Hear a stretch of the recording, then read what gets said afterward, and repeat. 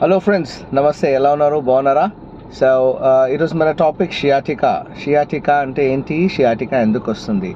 Sciatica అంటే simple అండి. మనకు జనరలీ మనకు బ్యాక్ పెయిన్ వస్తూ ఉంటుంది. బ్యాక్ పెయిన్ నుండి కరెక్ట్ ఇప్పుడు మనకు చిన్న షియాటికా అనేది షియాటిక్ నరం అనేది మనకు కరెక్ట్ నడుము నుంచి పిరుదుల నుంచి తొడ నుంచి కిందికి మన పిక్కల వరకు వెళ్తుందండి. సో ఈ షియాటికా నర్వ్ని కూడా మనం బ్యాక్ పెయిన్గా మిస్టేక్ తీసుకుంటూ ఉంటాము. ఇది డిస్క్ పల్చ్ వల్ల కానీ లేకపోతే మైట్ బి ఎనీ రీజన్.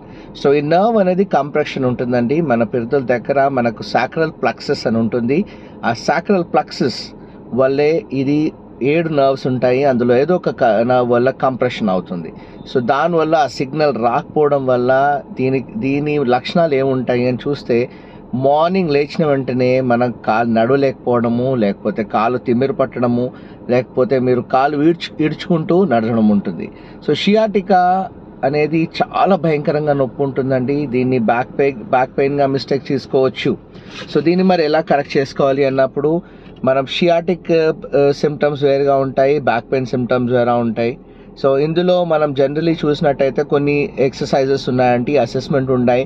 ఒకవేళ మీరు క్లినిక్ వచ్చినట్టయితే లేకపోతే మా హోమ్ సర్వీస్ తీసుకున్నా కానీ we will be able to help you out. So straight leg assessment కానీ ఎంతవరకు లిఫ్ట్ చేయగలుగుతున్నారు, లేకపోతే సో దీన్ని ఎలా మనం ఏమేమి చేయకూడదు, మరి షియాటికాలో ఏమేమి చేయకూడదు అని చూస్తే, ఫార్వర్డ్ బెండింగ్ ఒకటి చేయకండి, సడన్గా హెవీ వెయిట్స్ లిఫ్ట్ చేయొద్దు.